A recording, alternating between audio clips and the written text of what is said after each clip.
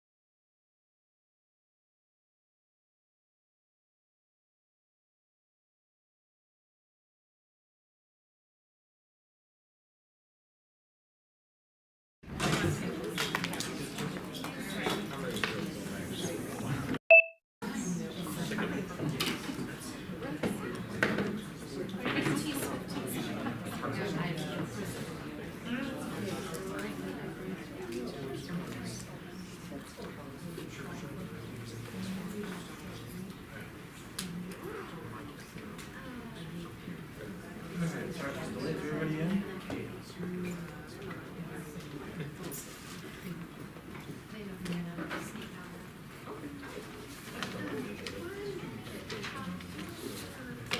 You all uploaded? Locked and loaded. All right, Louis, you good?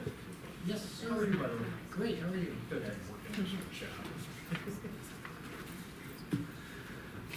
Okay, I hereby call the regular Board of Education meeting this August 12th, 2025 at to order at 7:03 p.m. Please silence or turn off all electric devices. It includes me.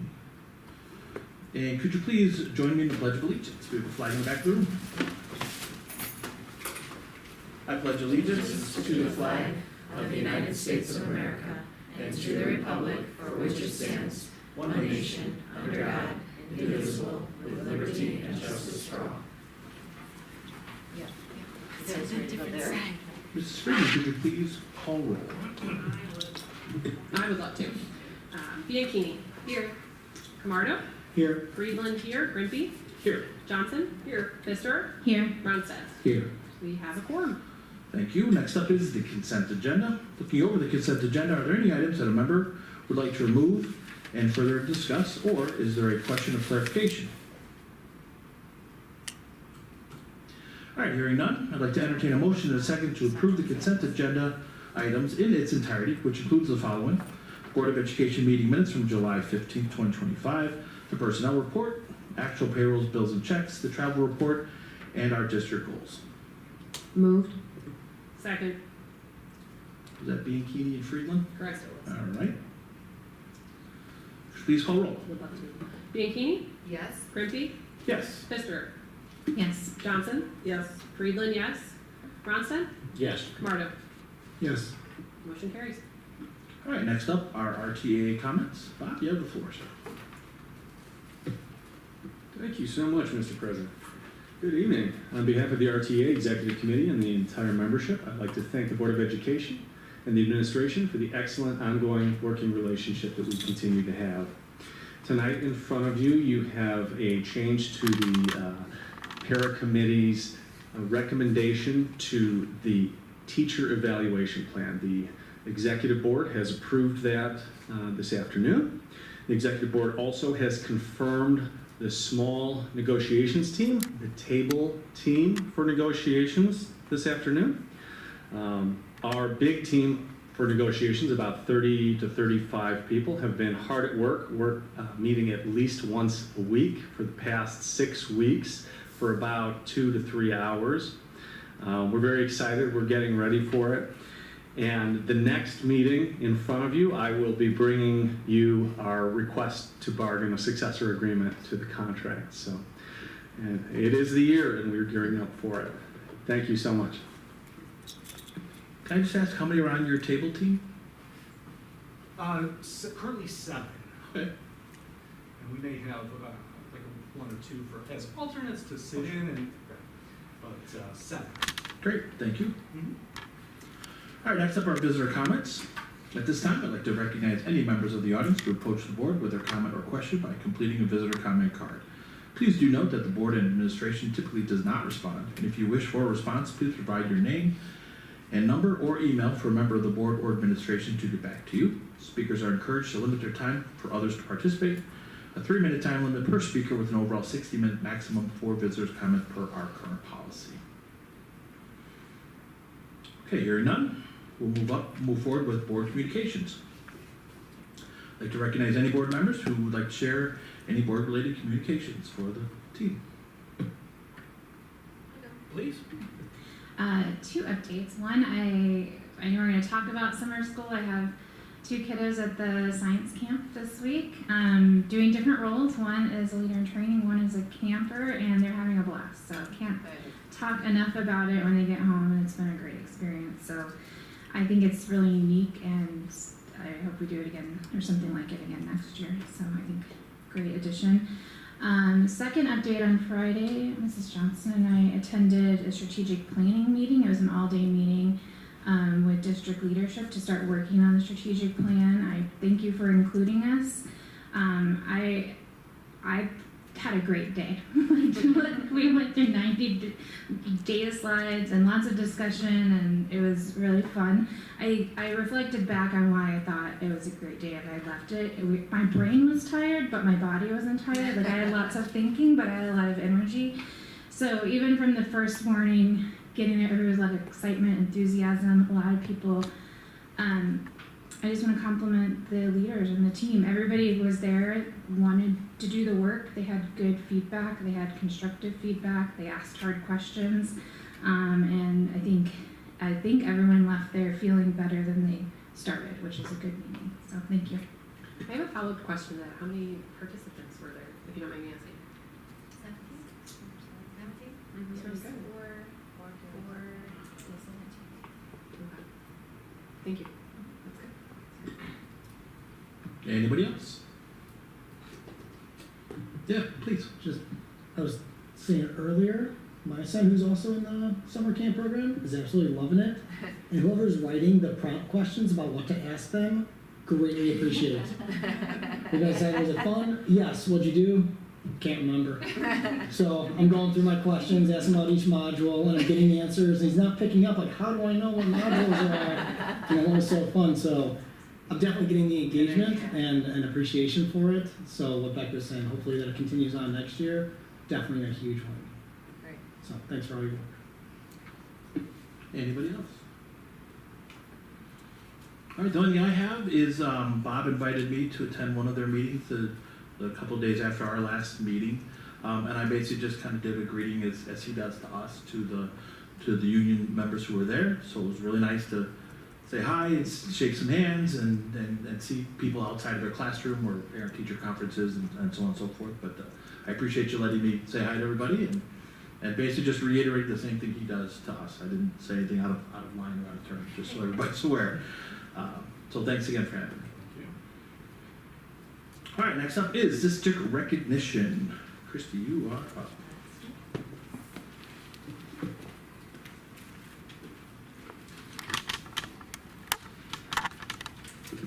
Good evening, everybody.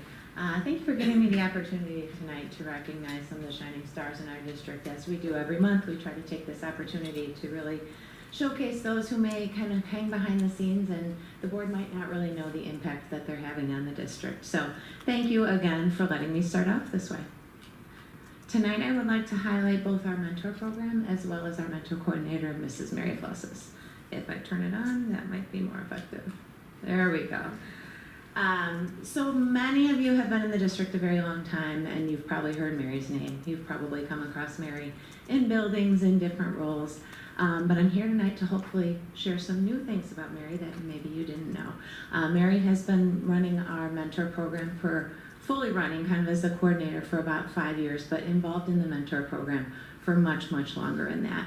And where we are today with our great program is really because of the time, energy, and efforts Mary has put into it. So, a couple things about Mary. Mary was hired into our district in 1999, so this year, in just a couple weeks, she will start her 27th year in our district. Prior to that, she had served in other parochial schools in the area. During her time here, she was actually hired in as a raving interventionist, spent several years in the classroom, teaching 2nd and 3rd grades, and then supported my predecessor, Dr. Matt Silverman, for a couple years as teachers on special assignment.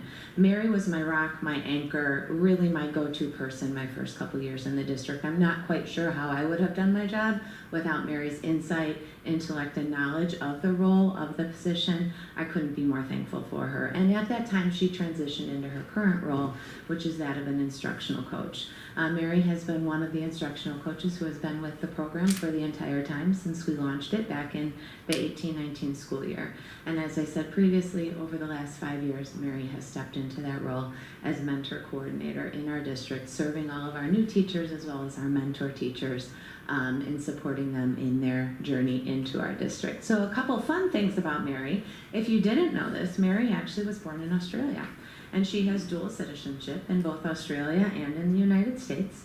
I found it very interesting that not only does she share a birthday with her mom, but she also shares a birthday with her daughter, which is something very fun and interesting to know. And she is the 10th child in her family. So if you ever want to hear some really good stories, sit down with Mary over a glass of water, of course, and listen to some of the stories about her family growing up in the city of Chicago, and you'll understand why she went into teaching. Because really her entire life has been living in a large family, working together, collaborating, which is just what we want to see our students and our teachers doing each and every day. So when I try to think of words to describe Mary, I think the first word that comes to my mind, and likely the mind of pretty much anybody else who would ask, is passionate. Mary's passionate about learning, she's passionate about kids, she's passionate about making sure that every single student is getting what they need in the classroom, is engaged and is interested in learning to hit their growth targets. And now she has made it her mission to do that through supporting other teachers. So while she's no longer serving in the instructional role within our classrooms, she is supporting our teachers, and that has just played itself forward. So, you know, if she's serving 20 teachers with 30 kids in each class, you can kind of do the math on that in terms of the impact that she is having. We have a lot of great teachers. Not all teachers are great mentors.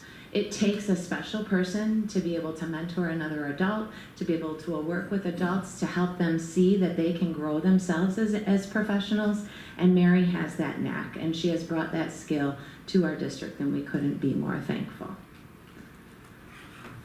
So when we think about the mentoring program and our vision, Mary's vision for the mentoring program, she really wants people to see the joy in themselves, the joy in their job and their purpose. She wants to help drive, as I said previously, that continuous growth, that pride, and that shared ownership amongst all professionals. And she wants the program to foster a space where educators can use each other to inspire each other to learn and grow. If you ever have an opportunity to attend one of Mary's mentoring sessions after school, she holds them monthly, it's so beautiful to watch the work that she's doing with our new staff and guiding that collaboration and encouraging that collaboration, encouraging them to learn and grow together, and it continues to pay itself forward year after year. So why is mentoring essential? Well, we invest in our staff. Every single hire we make is an investment that we make not only in our district, but in our students and in our community. We are a service industry, and it is our responsibility to provide that high quality of service to our students or our stakeholders. Mentoring helps our teachers see their full potential. It helps them feel fulfilled, it helps them feel successful, and it makes them want to stay. It makes them want to continue doing the great work they're doing because they see in themselves that they have the opportunity to grow and they have the opportunity to stay engaged in a job that they have dedicated so much time to. And that's why we as a district believe that mentoring is so important. So what does our mentoring program look like? According to the state of Illinois, it is mandatory that all districts offer a one-year mentoring program. Our district goes above and beyond that. In year one, the real goal of our program is to help our teachers learn about their job, learn about the basic curriculum, know how to navigate our complex system of a school district, and make sure that they're providing an equitable instruction to their students. But in year two, we can really go deeper. We can grow that professional learning community amongst our teachers. We can help introduce our teachers to coaching. We can help get them invested in professional growth beyond their early years within the district. And we can really deepen those relationships that make our teachers want to stay. And for that reason, Mary has built out a very robust, comprehensive 2-year mentoring program where our teachers don't come back in year two and just kind of repeat the same system. They have different opportunities, different experiences, and different ways that they are helped to grow. So who is our audience? This graph is just very basic, but it really shows you who our year one mentors are over the year, our year one mentees, and our year two mentees. So you'll see on that left-hand side there that over the course in 2022, we had a very large group of new teachers, and that has slowly started to drop off. We have added one to this year's graph since this was populated, but we have seen a little bit of a slowdown, but you'll see we still have a pretty large year two group. So on the right there, I just think it's important to see that in all 4 of those bars there, those are the individuals that Mary has had an opportunity to walk side by side with for the last several school years to make sure that they have acclimated, to make sure that they're comfortable and secure in their role within our district, and to make sure that they are continually growing. On a typical year, we will see about 30 teachers and 30 mentors. as part of our 2-year mentoring program. Oops.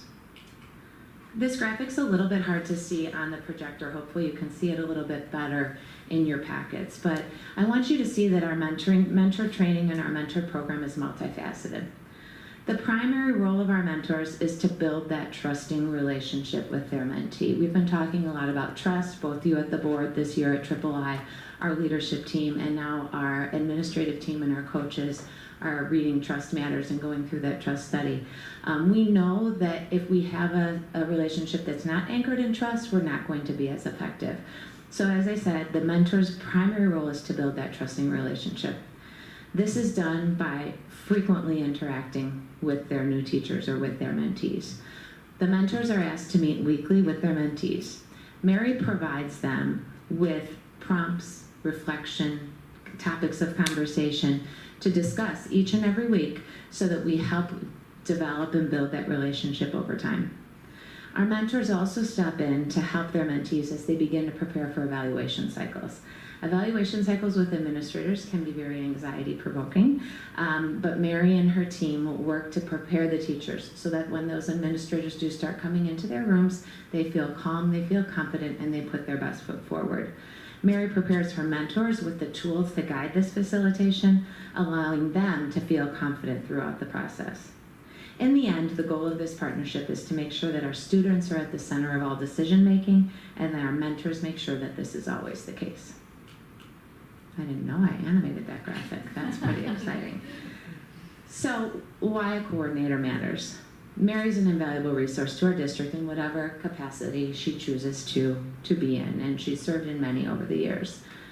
What I found several years back was we had a strong mentoring program, mostly designed by Dr. Cutler and by Dr. Silverman, over the course of time. However, I wasn't able to dedicate as much time as I would have liked to making sure it was followed through with consistency. Mary was able to step into that role. She was able to make the program even better, even stronger. She tweaks it every year. We're still tweaking to this minute when we're launching next Monday because it's never good enough. And when she looks through that lens of always continuous refinement and improvement, we only get better at what we do. And without that special attention and focus, I don't think the program could be as strong as it is today. And I'm so thankful to Mary for that. So what do our teachers say? We survey our teachers. Mary surveys the teachers a couple times during the year, but especially in the spring, we look very closely at that data. This is a 5-point Likert scale. We're asking the teachers here if the mentor program met their expectations. 4 is meets expectations, 5 is exceeds. This graphic pretty much speaks for itself. Our mentor program, when our teachers come in, exceeds their expectations. And we see this a lot in the narrative results they also give us on the survey. But we really are very proud of the feedback that we get from our mentors. This is anonymous, so they don't need to, try to butter us up. But we're very proud of the results that we get every year, and that just shows the thanks and gratitude that they have for Mary and for the program and the support.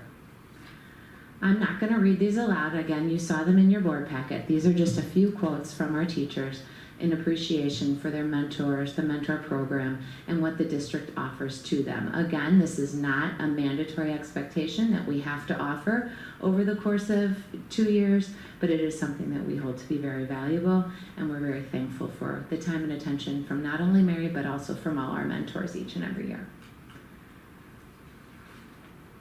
That being said, I asked Mary why she likes doing this, and she replied that mentoring is a two-way street. She gets as much from it as she gives to it.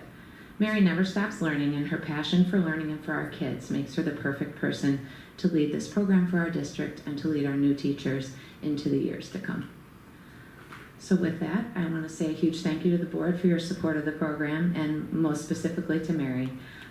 It is your leadership, your passion, your dedication, your kindness, and just your amazing skill that allows this to happen. So I would like you to come forward, Mary, be recognized by the board. And she did tell me if you had any questions, you're more than welcome to ask her, but she didn't really have anything else to say. So thanks, Mary.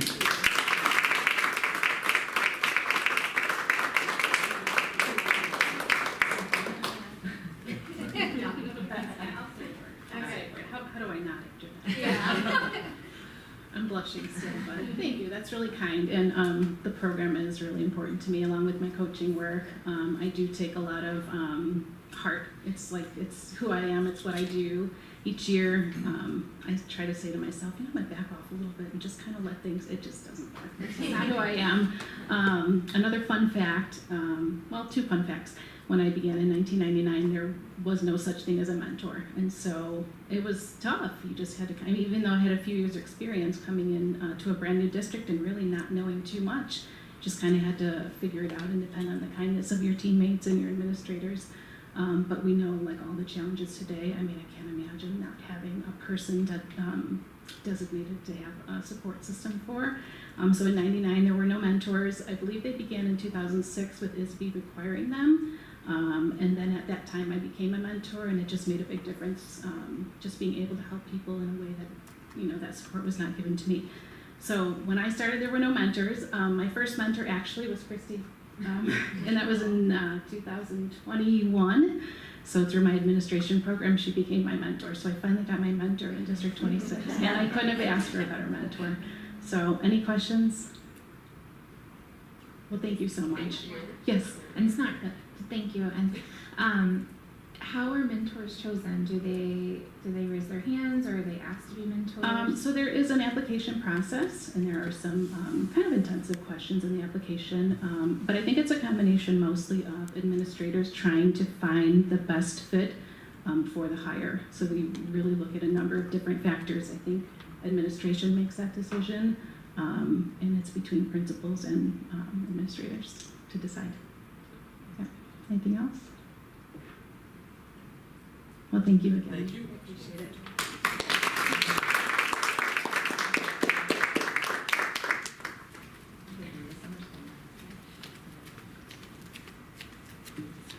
Okay, next up is new business, education services, and this is a summer school review. You're not done with me yet. But I only have like 5 slides, so everybody else is sharing the wealth on this one. It's been a really fun summer, and a lot of times challenges such as construction, changes to the calendar, construction delays, things like that, they throw a lot of, this is a hardship, this is tough. But I really think this is one of the positive outcomes of sometimes being forced to think a little bit differently, because we've had a really great summer. We've had a lot of activity. Our schools have been bustling, and we have a lot to tell you about tonight. So we're going to go ahead and give you a summary of our summer school programs.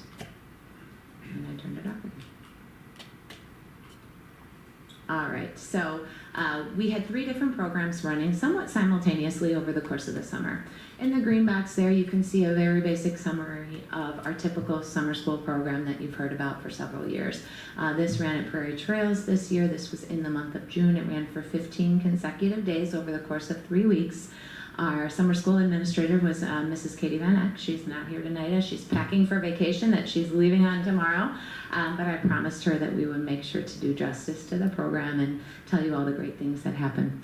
Our second program ran over here at River Trails Middle School. Again, kind of one of those things that happen. We've had similar programs running for many, many years, much before I came into the district, and this year we had some staffing changes. We had some staff that had historically run programs that were no longer able to due to family requirements and needs over the summer. So it made us think outside the box a little bit differently. And so Mr. Hinkle's here tonight. He's going to tell you a little bit about the programs that ran at River Trails, one in June, one in July, and one wrapping up just last week.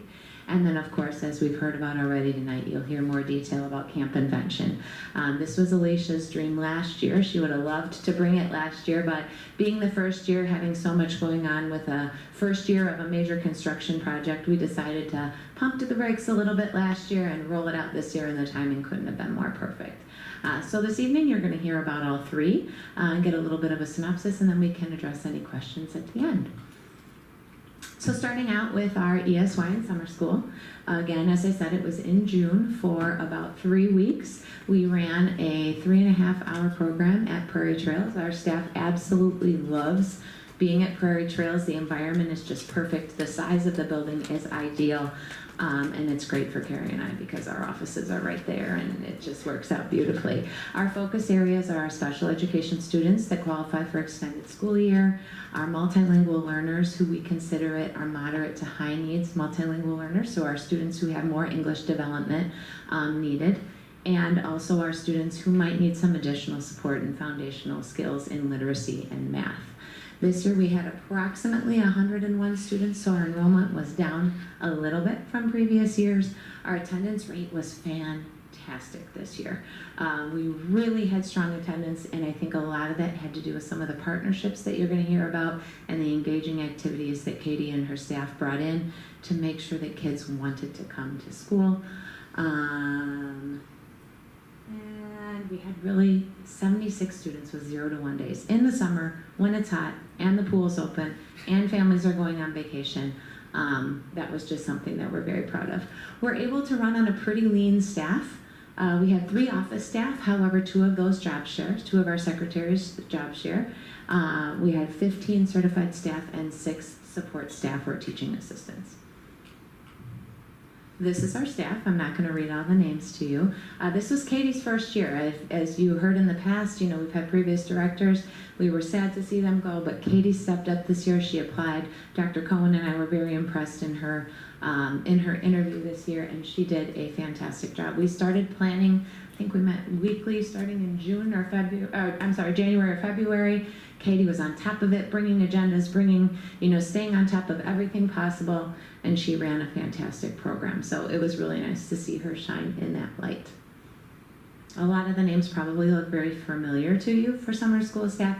We have a lot of repeat summer school staff, which tells us that they're enjoying it, they're having a good time, and enjoying the summer together with our kids. These are just a few of the photos of the different activities throughout summer school. As you can see, they're busy, they're engaged, and having a lot of fun. We continued our partnership with the library, with the River Trails Nature Center, with police and fire visiting, and I think Staley the Bear also visited this year for an assembly with the kids on the topic of reading. So it was a lot of fun for them. And Carrie's going to share some of the data.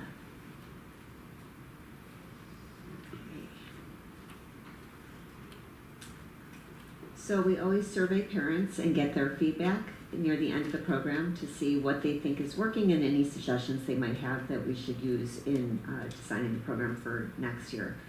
For the most part, the responses that we got are very similar and consistent over the years, and have only gotten better. So I'm not going to go through all of this, but some highlights.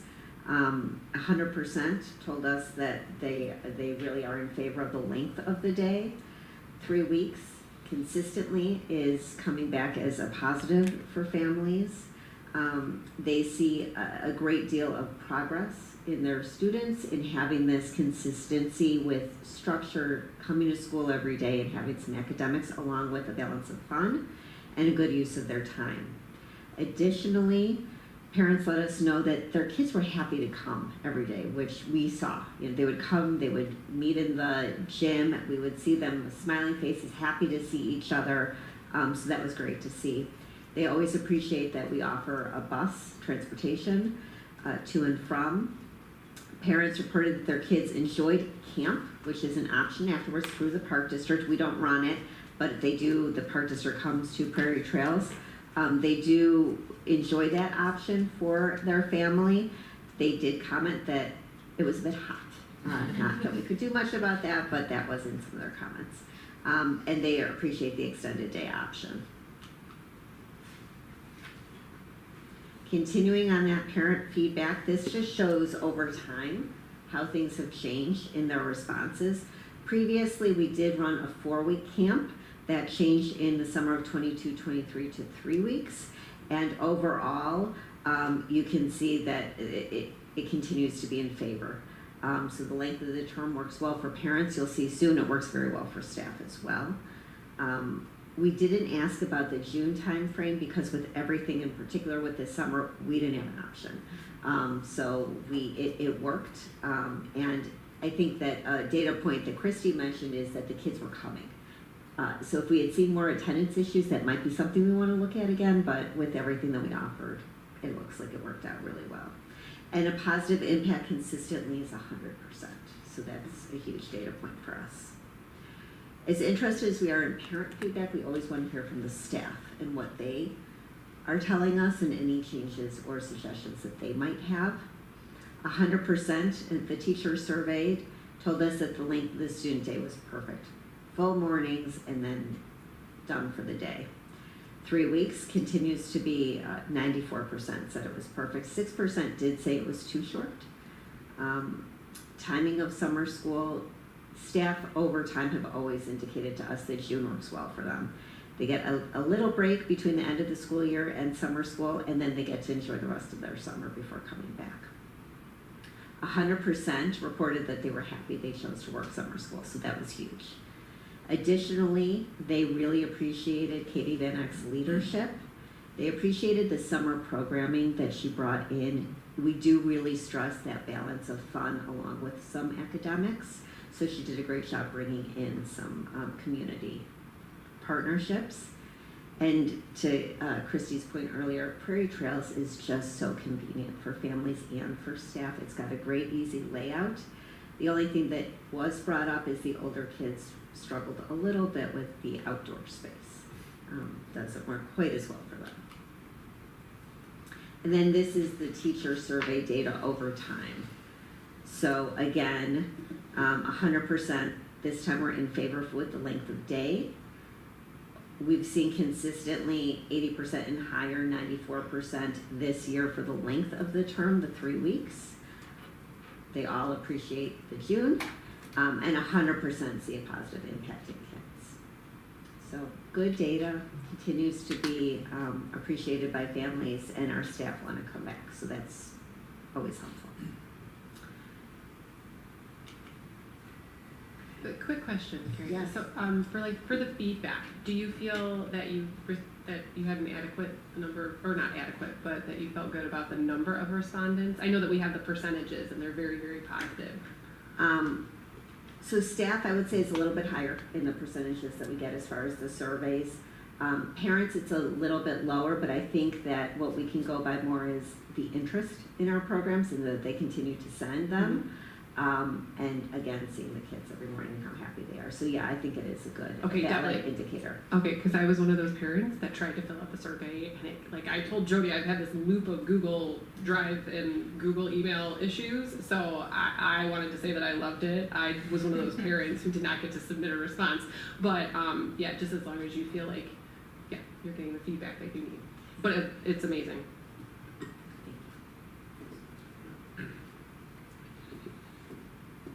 Good evening.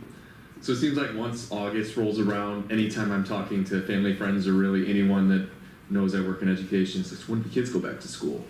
And so, people were a little surprised when I said September 2nd. They go, well, did you guys get out really late? And I said, no, we got out right before, around May 30th. They said, so you won't have students in the building for a single day in June, a single day in July, and a single day in August? And I was like, well, kind of. But that's why these camps were so valuable, because it did allow connection to school for our students, and some of our students took incredible, took the opportunity, and they didn't miss a single month of being in the building. So, which was really, really nice. And plus, for me, I'm in the building alone all year, so it's nice to see some people break that up. But we ran a number of sessions, and like Christy mentioned, we had kind of a system in place previously, but we had a transition in who was able to kind of manage some of it. So we really had to think differently along with that and the length of our summer. So we put out kind of surveys almost to staff who were interested, took ideas, worked through those ideas with staff to give a wide range of options for our students. That way there was hopefully something close to something for everyone. So as you can see, we ran 1 week sessions, one in the week of June, one in the week of July, and one in the beginning of August here. And in each of those sessions, the first session we had 5 different classes, the July session we had 6, and in the August session we had 4, and you can see the attendance for each of those as well. We had like I mentioned, a wide variety of topics. pretty much any sports related thing you wanted to do. We had gardening, nature, art, cooking. I maybe should have given you guys a heads up before, but I mean, you could have came and had vegetable soup from stuff from the garden, monkey bread, and chocolate chip cookies. Although I missed the chocolate chip cookies days because I was in the meeting with Becky and Donna. So. I didn't, they were good. You have to take a minute. Couple came home with my dog. I'm glad. So this wouldn't be possible without obviously a number of staff members. And what I think is really cool, really neat, is we house it here at the middle school. But if you recognize some names up on the screen, it is staff members from all buildings. So another selfish thing for me is I get to interact with staff members that I don't get to see on a daily basis. And the students really enjoy it too. Students who had a teacher in elementary school and are now transitioning to the middle school are so excited to see them again, which is really, really fun. And then on the flip side, they are getting introduced to teachers that they will have in the middle school. And as you'll see in the next slide, that was the biggest piece of feedback was for our incoming 6th graders. Just a nice, low stakes entrance into the school to become a little bit familiar as they make the big transition from elementary to middle school. So again, for each of the sessions, it really lays out what was offered to all the students. I mentioned a number of them, and again, the thing that stands out to me is that there's something for pretty much everyone. One thing I didn't mention was we had creative writing. They went outside and looked at different things, then wrote about it, and they really got to express themselves, which was neat. Whoops, I don't want you to miss the pictures. But just a little glimpse of all the offerings that students had available to them.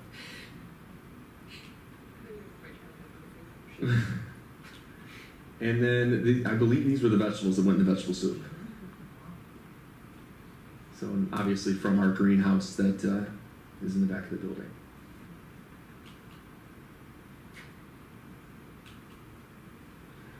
So some of the feedback that we got from the survey, again, the one that stood out to me was that it gives our incoming 6th graders an opportunity to come familiarize themselves with the building. But a lot of positive feedback.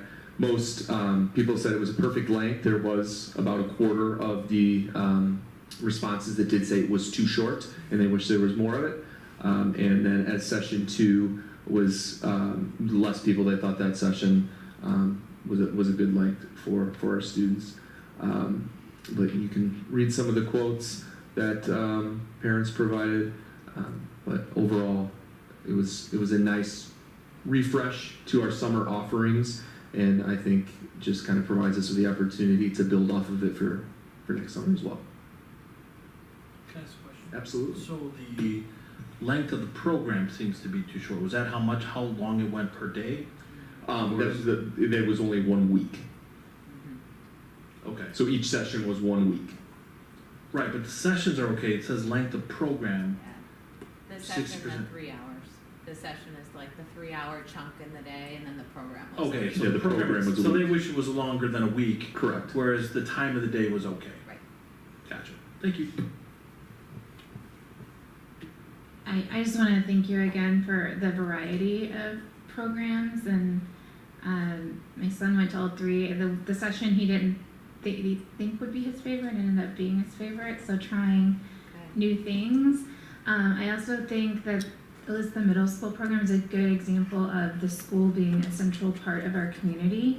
So I think a lot of kids, I saw a lot of them riding their bikes. They were figuring out afterwards to go to Dunkin' together, to get home, to go and spend time with each other at each other's houses, like arranging their own playtime and after school stuff. So I think it's a soft skill, but I think the social part of it was a great benefit.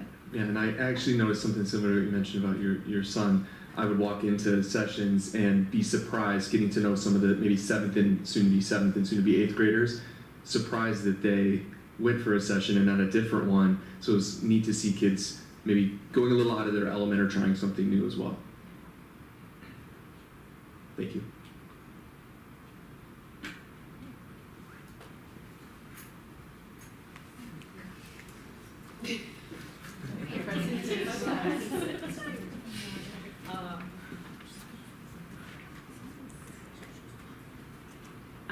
how to work the clicker, say the so hardest part is here going we to be the clicker. go. If you would like me to click, I could do you it just from give here. me I can do it. This is just give her forward? the nod. I'll give it. When you're ready.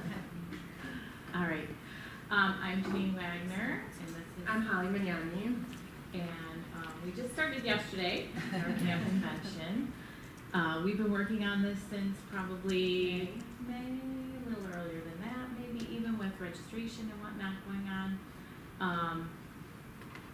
When the interest survey came out, I immediately, I don't know, I don't know if I was the first one to respond, but it got me really excited too, so I responded really quickly that I would pretty much do anything for the camp. So Holly and I were asked both to be directors, co-directors, and couldn't ask for a better partner in anything I've done. But yeah, this is working out really well. And thank you, Alicia, for all of your guidance and bringing the program. It's been great. We have 4 different modules, and they meet each day. It is a full day. They have 2 modules. All students have 2 modules in the morning. There is an hour for lunch and recess, and then there are 2 modules in the afternoon. We have 8 teachers, so we have the children split up between the red group and the blue group, and the younger kids going into 1st through 3rd, 3rd's half and half, are in red, and then half of 3rd through 5th is in the blue group.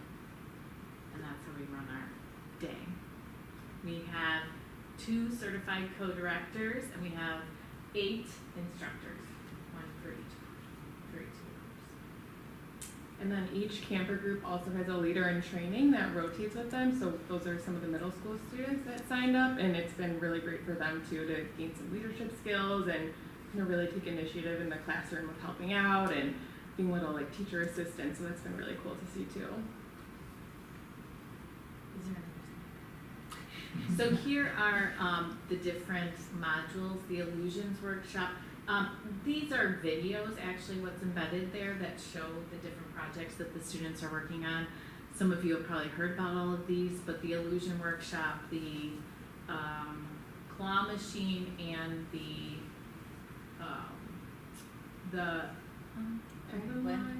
claw arcade, and the In Control, it's just called. Those are all also, they have little motors attached to them, so they're using all the little electronics that go with it. And, kids that are from 5, almost 6 years old to 11 are doing this by themselves, and it's been really successful. We have like 15 kids in each group, and like we said, with an LAT helping, they've still done magnificently. Yeah, we walk by the rooms and all the kids are just big smiles on their face. They're loving it. Camp Invention sent all the materials to us, so Janine and I went through and divvied everything up, and everything's ready for the teachers, which has been really helpful too. They have all the materials that they need to do all of the modules, so that's been great.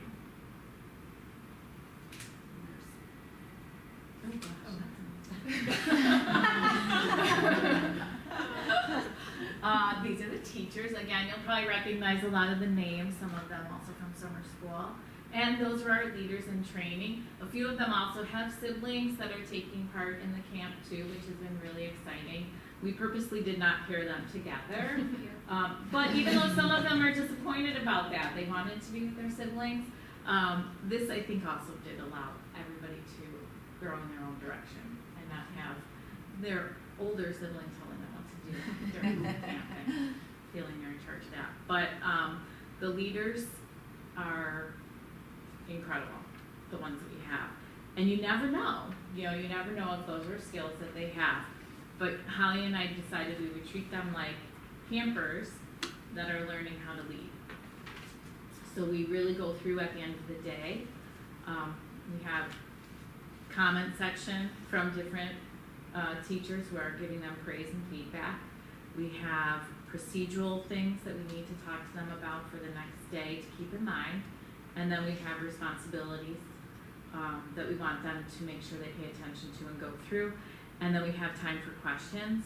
Yesterday was our first day. We did this. It's pretty quiet, right? Not a lot of, nothing to say. Today, how many kids had further Yeah, they were all like, questions? so many questions. They thought that today went so much smoother than yesterday, and they were feeling really comfortable. Really So comfortable.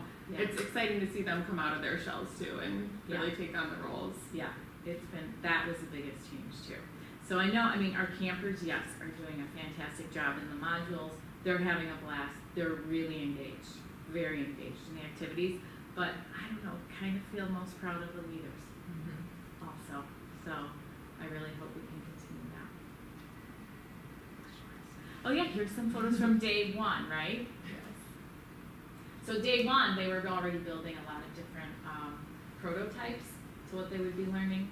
And then today they started enhancing some of those are the circular ones. I don't know if you can tell, but that's a motor, and then the control panel's on the side, the on-off switch. So they just started doing that. That's for optical illusion. Yeah, so that one has already been built. They had to start that on day one because there's a lot to go with that one. The second picture up there with the girl with it looks like just a long fishing pole maybe. That is, yes, thank you. That's the beginning of the claw, the arcade claw. So they started with that to see how things can grab on. And then today they made a cup inside a cup with a straw, and the cup is cut in 7 pieces, and it opens, but then when you put it down on something and they pull it back, it closes and grabs the item. So they're very excited about that today. There were cups, right, all over the building, everywhere, but I don't think many kids lost theirs because they loved it so much. So yeah, we can't wait for tomorrow. Yeah, it really is.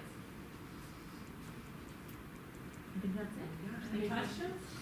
I don't have a question, but I do want to say, like, even for the leaders in training, they must be talking amongst themselves because my daughter came up to me and was like, "Can I be a leader in training next year?" So, like, I think she's even like hearing from friends that they're loving it a lot too. So, like, I'm not kidding. And she's out of the blue yesterday, and I was like, "Oh, okay." Yeah. Okay. But that even, you know, they're enjoying it so much, and that experience.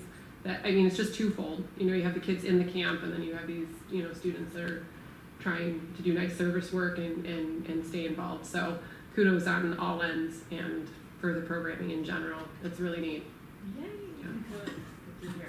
I was going to say the same thing. Could I be a leader in training It's really next year? fun. I mean, it sounds It's really really fun. It is amazing. fun. This offering is just absolutely fabulous. Just not only building the leadership skills, but just having this type of interest and this type of program going on throughout the summer is really amazing. And I noticed the date. So since it's going on, you know, do you accept visitors? And Oh, sure. Yeah, we love visitors. Yeah, Come see how much fun they're absolutely. having. It's great. Just my feedback is that the leader in training, it's not all, it's hard work. I got good feedback that there's a new appreciation for teachers. Mom, do you know that students don't always listen when you repeat things 5 times? Yeah. And I think you downplayed the claw cup because it truly is made out of a cardboard cup that has become a machine, and it's pretty like cool. those green Gatorade Yeah. cups. Yeah. And it became a machine, yeah. It's pretty outstanding. A couple of the comments were how astounded they were today. That the work they're doing is not, you know, always being followed through by the students. And we tell them that they didn't do this. And, you know, Holly and I just like kind of sitting back and be like, no. It does happen. You don't? You like So- cleaning your room? But they're realizing it on their own, so that's good. But yeah, we do. It's great. It's a busy day, but it's usually fun. So. Any other questions? Thank you. Oh, sorry. We do have a question. Will this, and you don't have to know this right off the bat, will this be like a recurring It could be. facet? It could be. It's, we haven't discussed next summer yet. Okay. But very possibly. Yeah. Okay, there's a possibility. Yeah. Cool. Thanks. And I added this slide after your board packets were released. I apologize. Mrs. Johnson had asked about a cost summary, and I know that was a question last year, and we ended up putting it in a Friday memo, so we did want to bring that back to the entire board this evening. On the left-hand side, you'll see a breakdown of the costs both the expenditures and the revenues for this year. And then on the right-hand side, you'll kind of see that 5-year, I believe it is, 5 or 6 year trend in terms of what the output from the district in terms of that expenditure is at the end of the day. It was fascinating to us to look at these numbers because while we offered more this year, it actually ended up costing us almost $20,000 less. And we did charge for Camp Invention. We did have reduced rates for students that qualify for free and reduced. We did charge for Camp Raven. Again, we did have fee waivers available if need be. We did not charge for our June summer school program at Prairie Trails. So these are just estimated costs at this time. This isn't everything finalized from this year, but we're very proud of what we were able to do on even less of a budget than we have in previous years. And from the feedback from our parents, the tuition rates were very fair for the different programs that we offered. So we wanted to bring this with recognition, but we knew it would be a long one because this is not something that our district office could have done alone. Having Mrs. Van Eck, having Janine, having Holly, having Kyle alongside to help run these programs just speaks of the many, many different layers of leadership we have within our district. We're so thankful for the amazing people that we have. You probably saw there's teachers' names that repeated time and time again over the course of all programs that we offered, and it's because of our amazing staff that we're able to do this. So thank you for tasking us with the challenge.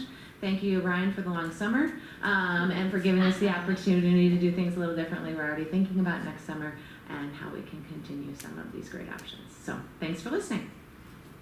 Any questions before we move on? I don't have a question, but I do also just want to say thank you to the team, not just the administration, but the teachers. As Christy said, I mean, you guys can see there are a lot of moving parts with just one summer school. And so when I had brought this up, I think at Cabinet, it was right after open houses, so it was still early on in the school year. I thought Christy was going to kill me. Because we really, I mean, we are a small staff, and so to have some of these grandiose ideas, you just don't really know if we can do something like this. And so, you know, we get comfortable in the same summer school programs that we've had for years, and so I just want to say thank you for the extra time, the extra project planning, and to the staff, again, for being willing to give up the portion of the summer that they did, because hearing the board members and hearing the families and seeing the feedback of this that we can offer our kids through these long summers is just invaluable. So again, just my thanks to the whole team. And I mean, you guys see it time and time again, but it starts with an idea and then we all get going on it and then it turns into something really great. And so I'm just, I love, it's so great to hear. So thanks to all. The thing I'd like to add is this is my favorite presentation every year. And it blows me away at how much better it gets. And you kind of think, well, they can't top this next year. And somehow you guys always top it. And just kudos to everybody who's involved. It's a fantastic program. I'm glad that it's so well received by our students and our families. I'm blown away again, as usual. So great job. Thank you so much.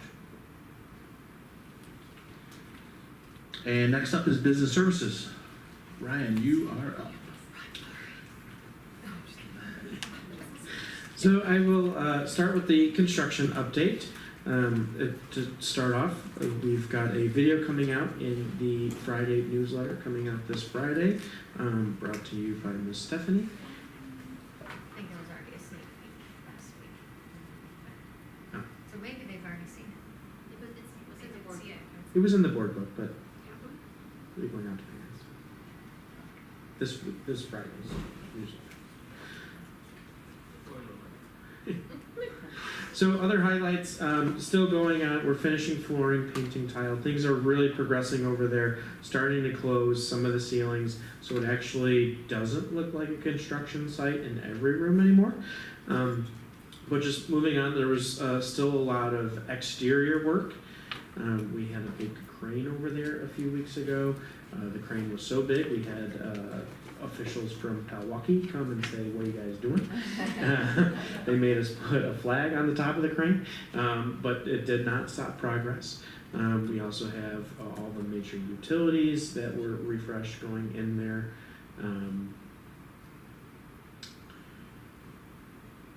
So there's the crane. There's some of the utility pipes laid out in the front lawn that are now covered by this dirt that they already excavated the ditches, recovered it. Now it just looks like a big mess. We also have exterior brickwork for some of the openings in the new electrical room and water room for the new service going into the building as well.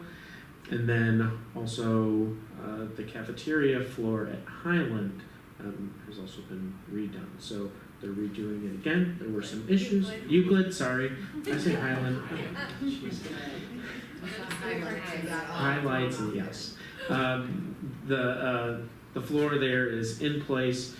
And then last week, we needed to make sure that all of the new solar panels that were dropped off for Euclid were there getting up on the roof. They also dropped off the solar panels for Indian Grove, but we don't have any space over at Indian Grove right now, so you'll see a couple storage units still on site at Euclid.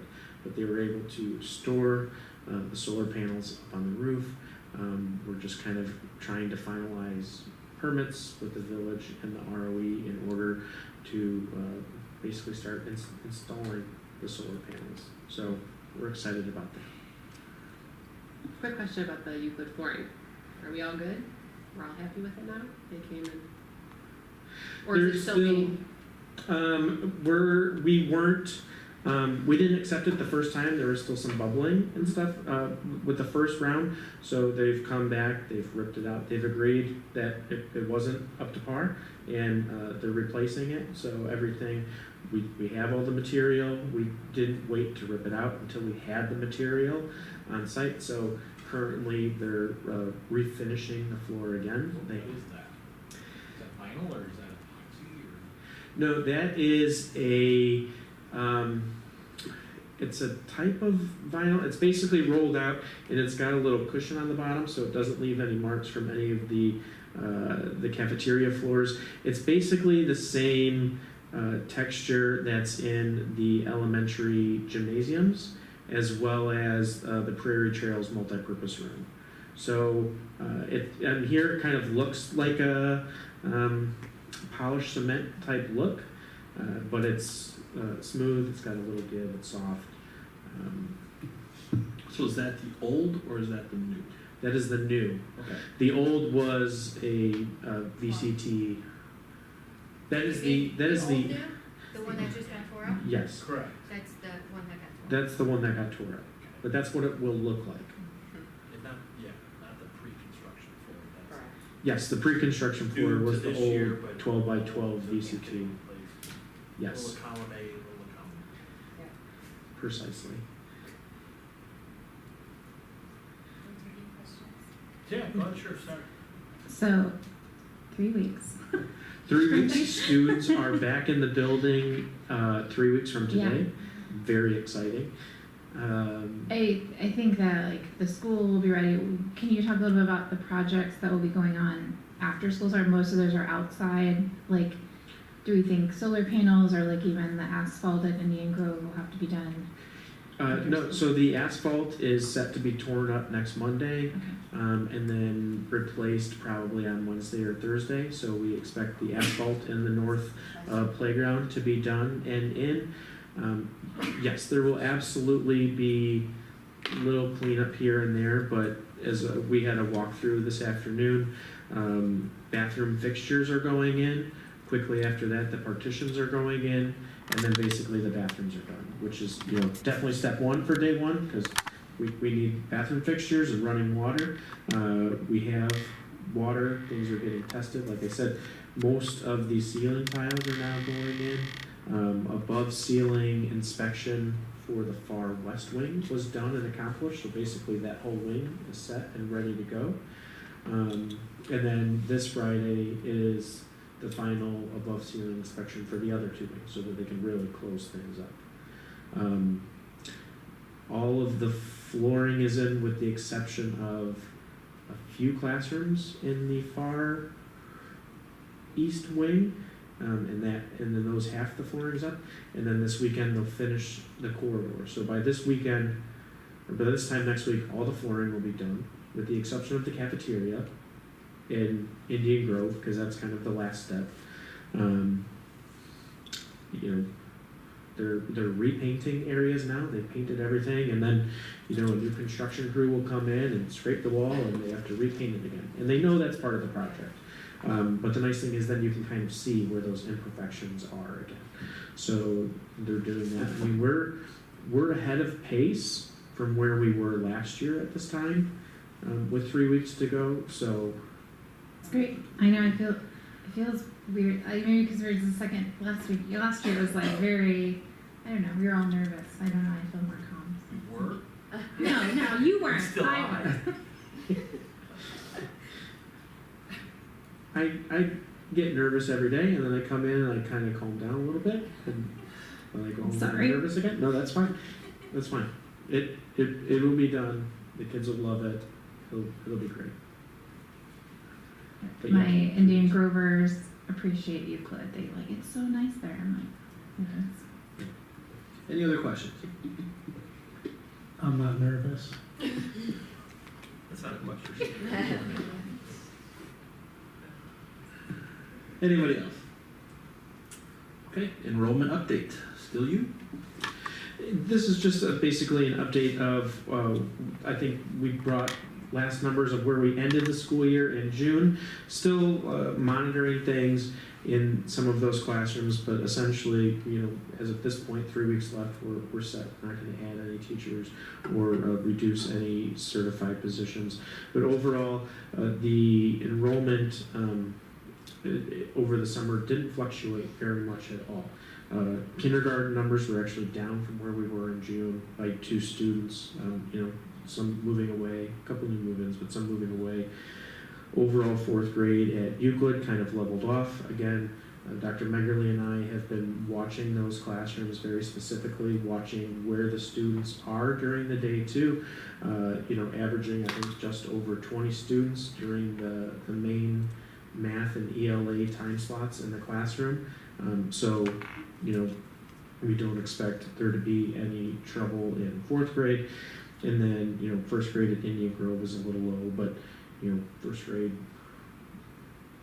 good space to have low class sizes. So overall, I mean, I'm very happy with most of the class sizes throughout the entire district. At Students. 25 per class at Euclid isn't a concern?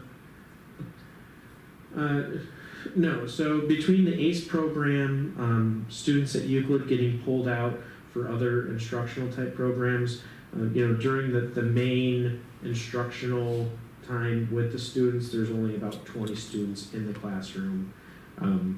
You know, yes, at the beginning of the day, you know, for taking lunch counts, seeing how students come in, kind of that morning welcome, there are 25 students in the classroom, but you know, we feel confident that the teachers at 4th grade can definitely handle those numbers there. But just piggybacking off of that, would it ever be problematic to show those ACE numbers, where we would be able to see, like for the 4th and 5th graders, like where, like, I mean, just to be able to kind of gauge, because when you see the 25, it does seem kind of high, but absolutely, and we can add that. Typically, I think we first brought this, I want to say in February, and we don't have those ACE numbers until March, April, May, especially some of the access scores and things like that. So, you know, I think when we first look at this next year, you know, we obviously we don't have those numbers yet, but towards the end, you know, we can definitely add something in there. Yeah, and maybe just to make a note off to the side. I'm not saying to change your spreadsheet, because then I don't want it to be, you know, clunky or anything like that for you, or it to be more work. I just was curious if when we see that, just so that it doesn't look skewed. Because I mean, I just figured it was ACE numbers are going to be pulled out of that, but. And honestly, if you look, I mean, it wasn't shared here, but on the spreadsheet further on the side, we do have the ACE numbers on. So it's not, you don't see it, it's not provided here, but on the actual, on the real spreadsheet, they are on there, so. as long as it's not problematic. So in the spring, we had some of the Prairie Trails staff come asking about the section they're losing. Seeing that enrollment's down, are they more comfortable with the staffing levels now? I haven't talked to any of them specifically, but I think, I think they knew when they came, they were asking and understood kind of where we were coming from. So again, I haven't talked to any of them, but Okay, I mean, it seems pretty I don't close. I think- mean, on paper, it's 16.1 to 18.7, but. yeah. So a couple Curious that they- classrooms will have 19, most will have 18. Okay. Thanks for not dividing children.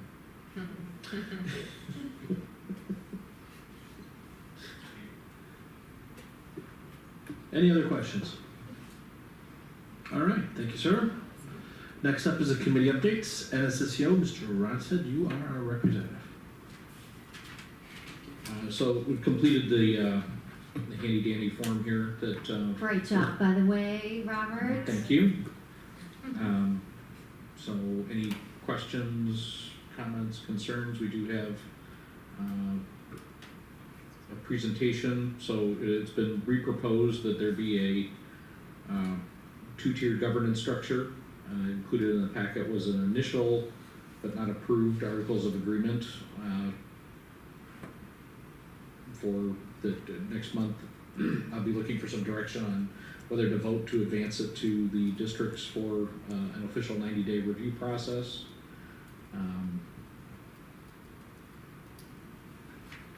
Questions? I mean, I know this is a new process, so you're now getting a lot more information in the board packet than you had previously. So I think also any feedback on the amount of information or detail would be helpful as we work through this. But yes, I think Robert's big task for September is that the NSSEO board is going to vote whether or not to open up the existing articles of agreement for a 90-day review. So they have the articles agreement that have been in place for the last however many years, and that's what they state. If you want to review them, the NSSEO board has to vote to open them up for a review. I mean, review and revision, I think, is where we're at. So this would be Yes, and the start of a. that is the revision is an attachment that Meg had shared, a draft revision. I'll start. So I think probably whatever's on the agenda will dictate how much you share, but the memo itself that you gave I thought was very helpful to me. Like I try to look through their board book, but having your point of view and your, what you see on even the video, like the memo was really helpful because then it helps us concentrate on what you want us to look at. I guess the question is, should we go or yes or no to opening it for review? Is that what we're discussing? Is that the main thing we need feedback on? I think it's probably important to go through does the video now, do we do the video now? Well, I think they had everything in their board packet, so Okay. we weren't gonna play the video. Yeah. That's why the transcript was included in the Right. board packet. And I think that was really just the why behind, Meg's proposal, and then really what's Robert's direction. Yes, to be in favor of opening up to the 90-day review, and then there's months to then review, sorry. There's several months then to review the articles or talk through them. And I mean, today I had just suggested in an email to Robert, if we want to have 2-on-1 meetings with board members, I don't know what you think about that, but maybe that might be something that happens through the course of the 90 days. So I guess my position is there's two questions, like one, should we open? Two, do we agree with what the revisions are in my mind? And I don't want, if you think the right thing to move forward with is I guess I don't want to hold up a process that it seems like any institution should probably have a review and revision at some point, make sure, even if you don't make any changes, whether we feel that the revisions are beneficial and helpful. That's a different. I wouldn't even go so far as call it a revision. It's basically a rewrite. Right. So I would strongly encourage you all between, you know, because quite frankly, I need your help on this. I've, you know, not been quiet about my opposition to this particular structure. I do think that it has a certain amount of momentum though at this point. I don't and have never disagreed with the participation of the member district superintendents. I want their participation and their support. But I mean, it's not I don't think now is necessarily the time to kind of dig into it, if you will. I don't love just kind of voting to move it along in a, you know, and I don't want to say I'm conflicted, but, you know, it is this, it's complicated. I think that, you know, the superintendents definitely want this, although to what extent I don't entirely know. You know, Meg is supporting it. I think she's doing her best to try to coalesce around a way forward. I think, quite frankly, the organization's a bit paralyzed right now because it's a bit of a, yeah, I think it's kind of paralyzed right now because this hasn't moved forward.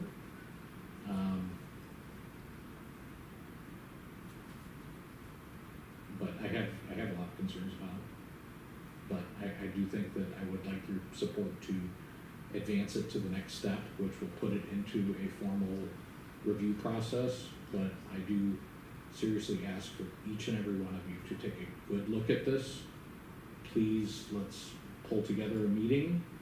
Please, I know Jody and I have a difference of opinion on some or much of or all of this, so, you know, listen to both of us.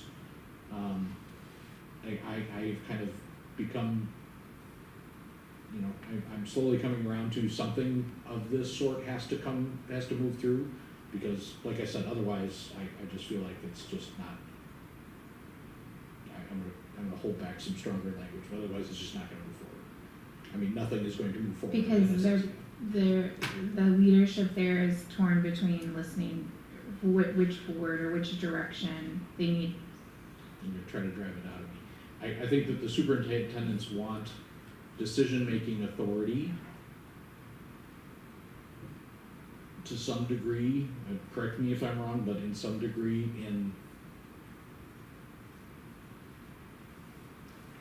I think they're looking for decision-making authority in turn for support moving forward. But for tonight, what we're thinking. See, I'm a teacher, so I thought my voice was loud enough. For tonight, what we are looking at is not approving those revisions or we're looking at opening it up. That was my only hesitation is when we're talking tonight and giving our support or not giving support, it's only for the opening. Well, opening and basically for, I don't know if any revisions will come from what's presented between now and the next September meeting. I don't know if the superintendents are going to look it up. I know Meg mostly drafted it in coordination with the superintendents. I don't know, no, okay. I think I've gone through it. I know Donna's gone through it with a fairly fine-tooth Donna comb. There's definitely some things that need to, in my opinion, need to be worked out. But I do think it's okay to proceed. I will say from a process standpoint, during that 90 days, we will have the option options to, you know, meet in a 2-on-1 format. We could choose to have a committee of the whole. We could have a separate, you know, agenda item. We can discuss that amongst ourselves however we see fit. Ultimately, we will vote as to on some kind of finalized document. It's majority, which I don't love. I, you know, obviously would like with a big change like this to have a unanimous decision, which is also difficult too, right? Because you don't, like, I want to see whatever comes together move forward and be successful, even if I have reservations or concerns about it. So there's definitely some conflict in myself there, but you know, again, I'm trying to work within the, you know, the structure here and keep this moving forward. To clarify the timeline, so if we vote yes or no, if they open up revisions or looking at it, that would be the vote you would make in September. Yeah. And then it's 90 days until the final vote of when, if they decide to change or to close it or to. Yes, and that 90 days isn't, you know, set in stone. It could be, okay. It could be extended, but it has to, per the contract or per the articles of agreement, it has to be a minimum of 90 days. Okay. Yes, I think, did I write down from the board meeting, January 2nd, you guys would be voting Possibly. around That would January, be, that's so just to give you an tentative idea. outline schedule, yes. So I think, right, one, which direction do you want Robert to go for his September meeting? And two, we will be soliciting feedback in terms of what format do you want to unpack this, and or like what's the level you want to be involved. Yeah, that's true too, because we could just kind of nod our head and whatever, just defer. I would support voting yes to open it. It feels like that's the natural thing we need to do, I guess. I think for my own, I would support some sort of committee of a whole. I'm not an expert in this. I think it has a lot of history, and so having the voices of all of you and your backgrounds and knowledge on it would be helpful for me to make a decision. Yeah, the other thing to keep in mind is this is, you know, anything, you know, this document may get, you know, it could get beaten up by quite a few different parties. So we may have certain objections, we may have things that we want to see changed, modified, whatever, but, you know, it's gonna be I don't know how that process is gonna work. That's gonna have to happen behind the scenes in terms of that, some of that back and forth. So like we could, if I understand you correctly, and then the process, we could, not that we think we will, but we could rewrite all of these and you take it back and it's still not passed. Correct. I mean, this is the articles of agreement for All the member districts, all the feeder districts. Yeah. So it at some point needs,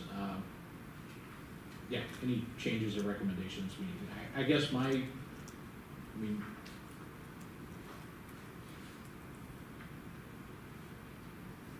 guess maybe this is more of an issue with the governing board, but I don't even know at this point that, I don't know if there's, where the advocacy for the governing board's position is. If it's, you know, I think right now if I had a read of the 8 member districts, there's 5 that are pushing in this direction and 3 that are at least hesitant, including this one. Which right there is not a majority.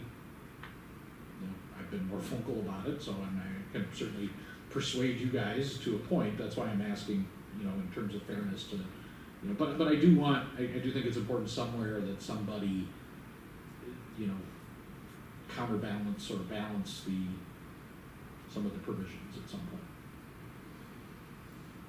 I'll go ahead. I sent you a whole ton of questions on everything, and I noticed on my email that I got answered at like almost 3 o'clock this afternoon. Yeah, sorry about that.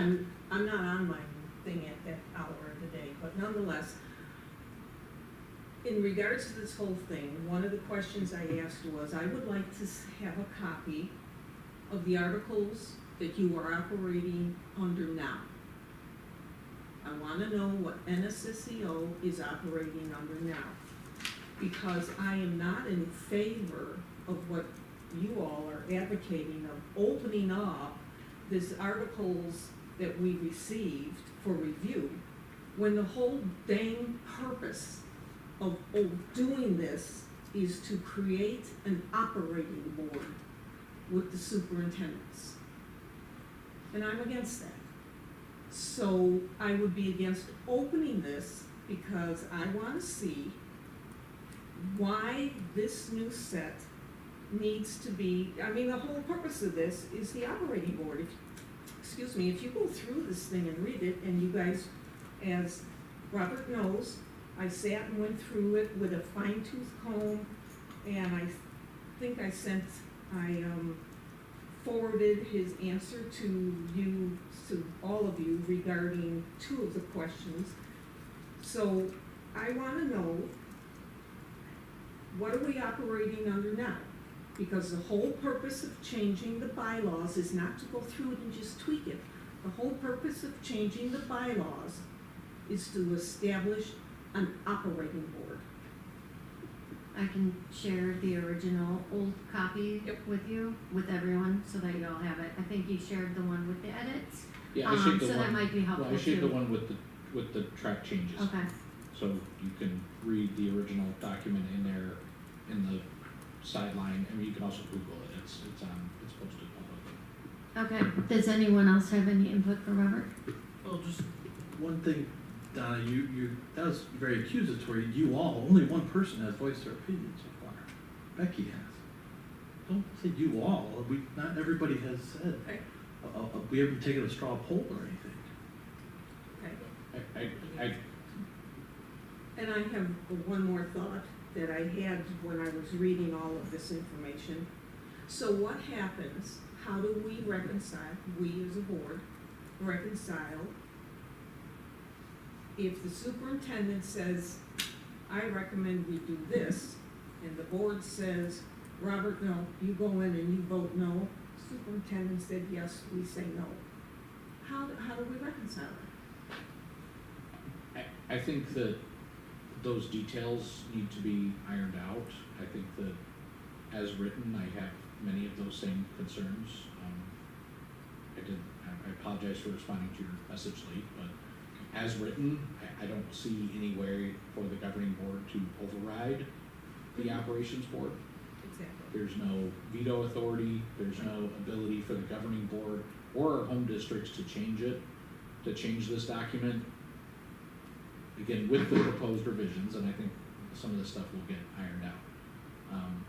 I do agree that the purpose of there is a need to just do a proper review, but I do agree that the request to open it is really yes, it is a request to move in a direction towards a 2-tier board structure with the operations board doing essentially about 90% of it. So I totally agree with both of your concerns. Yeah. Isn't that this then an opportunity, since it's going to be open, to then add that? Yes, and that's what I'm saying, is that I think that it is, while I share your reservations nearly entirely, I do think that the right thing to do is to advance this. That does not mean that it's getting approved. It only means that it's being openly discussed. Okay. Unless you and your wisdom can convince everybody else here otherwise, but again, I go back into this weird spot where I don't want to, something has to move forward. And I have tried my best to try to meet the, having been board president, I pushed to have the superintendents involved and advising, and a structure that has been rejected.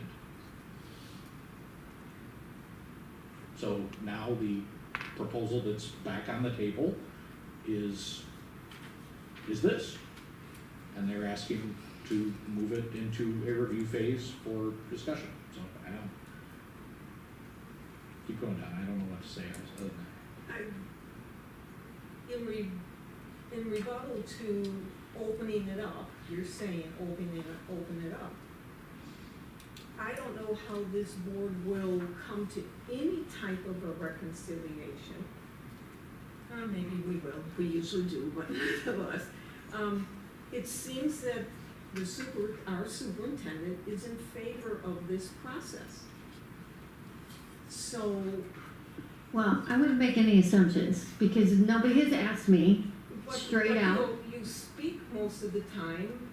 But I did not draft that, and I wasn't part of drafting that. And I think the whole process hasn't been, I think there's a lot of things that have not been clearly communicated, which is why I wrote that memo several months ago.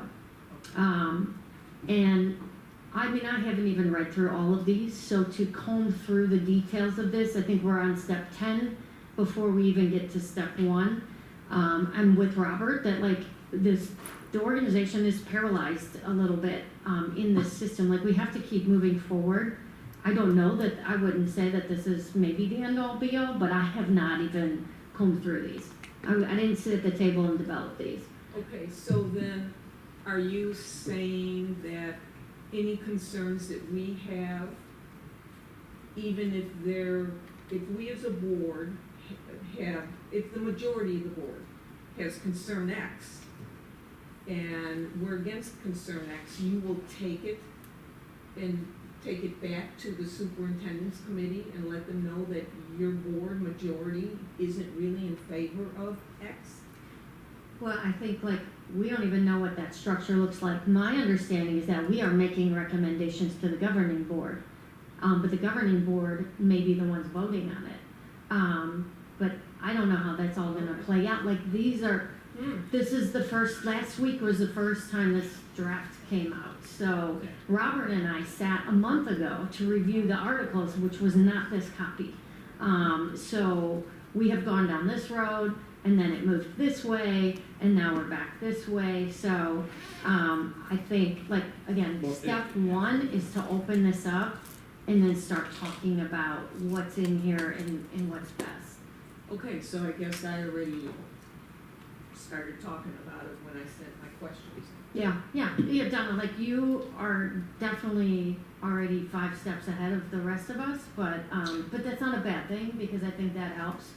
I do want to be surface the questions. really clear about something, and if you can bring this back to the superintendents, I would appreciate it, is that I would like the vote to be written in such a way that we advance this for review and discussion, and that this not be written as an endorsement of the final configuration.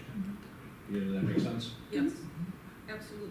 But I will say, Donna, to your point, I think it could go the flip side. We as a board may agree majority-wise in a way that Robert doesn't agree, but he'll have to go and speak on our behalf. Right.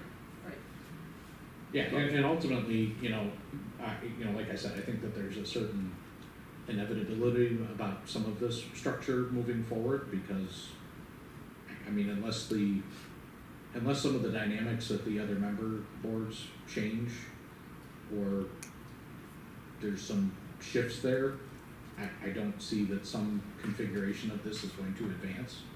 I think the opportunity now is to influence that,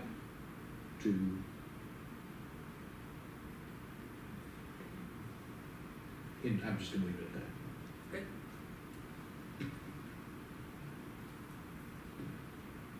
Any other questions for the NSSCO update? So does he get straw poll? I was gonna say, does Robert need more input from the rest of everybody?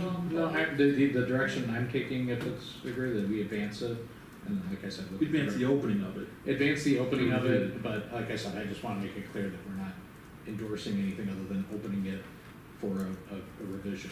And this might not even, I mean, as part of the process, I could see I don't even know, it could be a competing revision or something, I don't know. Yeah, that's true.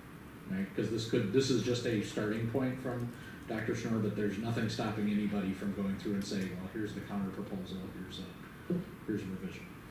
All right, so does anyone disagree with just the opening of the Articles of Agreement for the purpose of review? Is that good for you? Okay. Or you? Okay. No, I mean, I don't know who's going back. Are you going back to the governing board or are you going back to the superintendent's team? For Robert. Okay. Robert's will. All right. So is that clear enough for now? Clear as mud. No, I'm good. I got the direction. And thank you again for your support, and again, I appreciate everybody ahead of time taking this seriously, reading it, and contributing constructively towards it.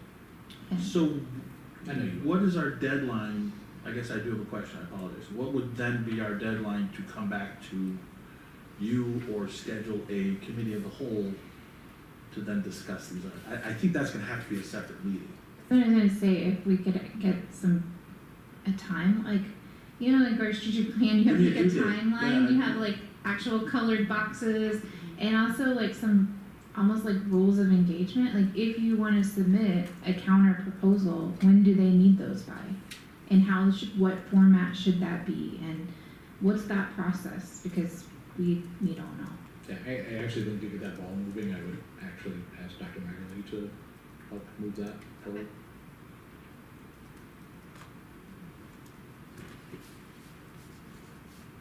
But does everybody agree that this should probably be a separate meeting Yes. Yes. when we get to that point of? Okay. Thank you. So I'll work with you on calling a date. I wouldn't think that it won't pass in September, but we can look at dates later in September, mid-October. Sure. Because we'll also be just looking ahead. We'll also have to do our self-review, which we typically do in the fall, so that'll be another meeting. And we will have negotiations. Thanks a lot, Bob. Oh, that is one thing too, I didn't get on here that I did get on the committee for the negotiations team for NSSU. You did? Yes. Good. Good, yeah. Cool. I think so. How much? Sure. I'm excited about it, but I mean with this in place, I don't know how that's gonna go. Like, a lot of stuff up in the air right now. Sure. All right, I think we're good for now. Thank you. I do agree, by the way, going back, I know we started this a while ago, that the file though that you filled in, great.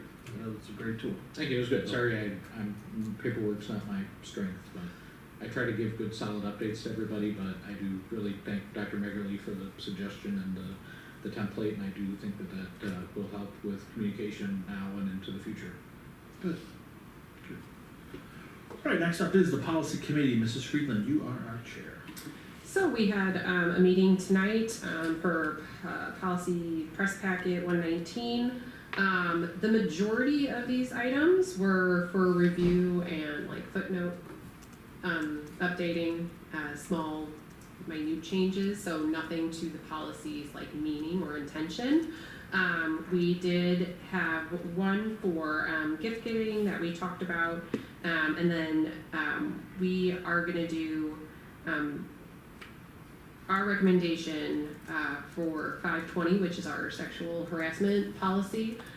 For some odd reason, back in, was it 2019 or 2010?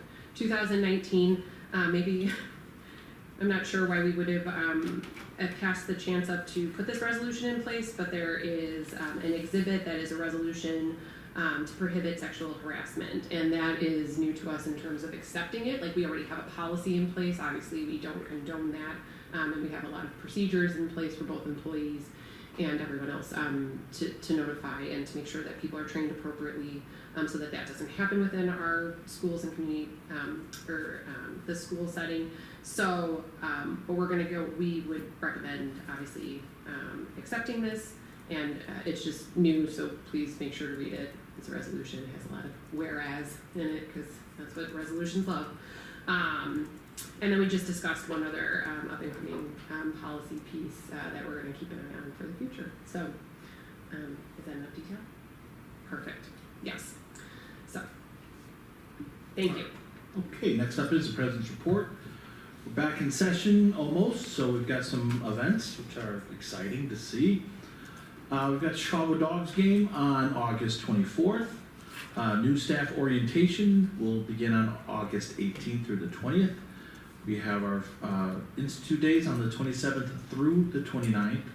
which leads us to our first day of school on September 2nd for grades 1 through 8, 1st through 8th. First day of school on September 3rd for our kindergartners, and first day of school on September 5th for our pre-K kiddos. Our next board meeting will be on September 9th at 7 p.m. back here. Could you all take a look at in either the last weekly update or the next one, we have our new community engagement spreadsheet, and we're looking for 2 board members per night at the curriculum nights. Obviously, some of us have students still in the district, so we don't want you to miss your students, but if you could sign up for one of the ones that you don't have a kid in that school, that'd be great. We also have the North Cook Divisional Meeting. That's going to be on October 22nd at Forest View. Please let Patty know if you're going to go. There's a couple things on that. So there's going to, if it's at Forest View, which is part of 214, they're going to have tours of that. But before the tours, there's going to be an informational meeting or review on possible IASB Constitution amendments. And they're also going to talk about the resolutions that will be at IASB, at the III conference, at the delegate forum. So if you've got time and could attend that, that would be great as well. Also, we have, oh, did you have something? No, I was gonna mark it in, but. No, go for it, okay. No cell phones. No dinner, no cell phones at the dinner table. Yes. That's how it is at my house. Prairie Trails will have their open house on September 10th, and we will also have the Indian Grove ribbon cutting / open house on September 16th. So please mark that on all of your calendars. And then next up is the superintendent's report. Dr. Meggerly, you have the floor. Yay. All right. So a couple little tidbits before I jump into my slide deck. Yes, one, I just wanted to also comment on strategic planning that we had that all-day meeting, and thank Donna and Becky for being there. So that crew was all admin with the 2 board members, and yes, I'm sorry, but we did go through 90 slides, and it was really exciting. I don't know why, but it was great. I know how to have a good. Yeah, I know. And then we started question storming and really started to prepare for surveys for the different stakeholders and small group focus groups. So that's when we'll draw in our different parties and start collecting data. So hoping that we will be ready to kick that off maybe during the open houses, that we will have a QR code, and that would be a way to engage with people to fill out the survey. Donna won't have a paper to hand out, but it will give us something to do with the community as they're walking through. Also, Boxwood Bash was on Saturday, and it was hot. I feel like it's just been hot all summer, but it was a nice turnout. It's always fun to give kids supplies and have them pick out backpacks and just interact. All of our community people are there. The library is there, the historical center. I got to meet the new pastor from the church here on the corner, and so he's literally just new in the position, and talk with him about partnering with the schools and sponsoring families. So that was nice. Our police and fire there, and then you guys hear me thank Rod and Jan all the time, but their organization and packing of backpacks and getting us school supplies, hundreds of backpacks, Amazon gift cards, like they really do such a great job setting us up and helping support our families. So that was another great day. All right, even more exciting, teacher evaluation. You got me, Patty? Yeah. I think the clicker's up there. So I apologize for all of the words, but it's school code and it's law, so I wanted to make sure that I captured it all. So essentially I'm going to summarize. So in 2010, so it's been a long time now, student growth has been a piece of teacher and principal evaluations. Now, school districts had the option to choose what that looked like. Some districts did an all-in model of MAP scores or assessment scores.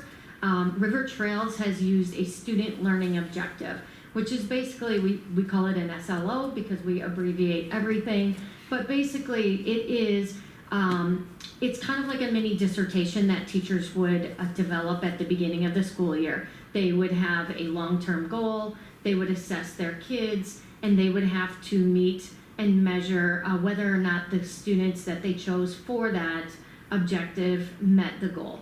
So it's a lot of work on the teacher's part, it's a little bit stressful on their part, but it is a long process that carries several months throughout the school year. So that has been our student growth piece. So on June 30th, Pritzker signed SB 28, which amends the school code, and literally it went into effect 2 days later. And normally when these things get signed, we have a grace period, like 6 months, or they'll sign it in June and they'll say January 1st. Rarely does it happen that it flips this quickly. So this allows all districts to choose whether or not they want to include student growth in evaluations. So we have a joint committee of administrators and teachers and our TEA members, and so we reviewed the amendment, we reviewed our plan as it's written, because we also have to notify teachers before the first day of student attendance what their evaluation tool is going to be. So if we were going to change it, we needed to have this discussion sooner rather than later. So we also, as Bob mentioned in his update, if there is a change or modification to the plan, we have to ratify it by the board and the RTEA. So our proposed change, it was overwhelming with the group as a whole that we pause this student learning objective component for the upcoming school year. And so we talked at length in terms of the pros and the cons.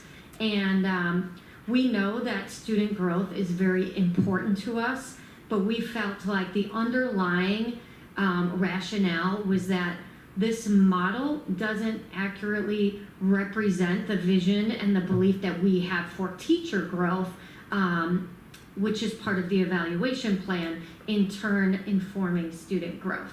And so we do realize that the team as a whole wants to look at the entire evaluation system, because there are certain percentages, there are certain components that make up a summative rating, but we just didn't have the time to be thoughtful about it leading up to the school district.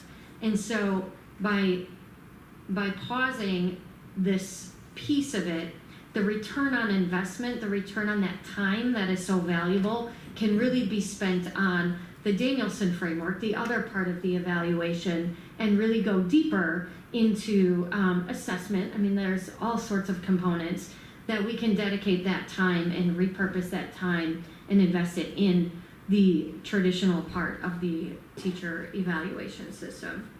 And so the rationale is also there, which is kind of what I summarized. But so in short, I'm asking for your support to pause this piece while we look at the evaluation system as a whole. And again, like, one of our biggest investments is time and our resources. And so I love that the team feels like we can reinvest that time in the evaluation process without the SLOs. Thoughts, questions?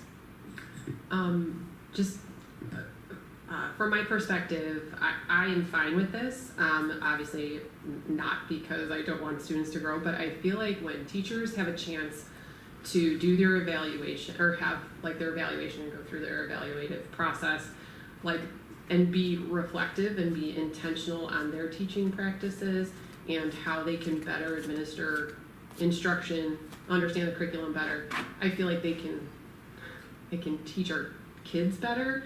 And in return, I feel like we see increased growth.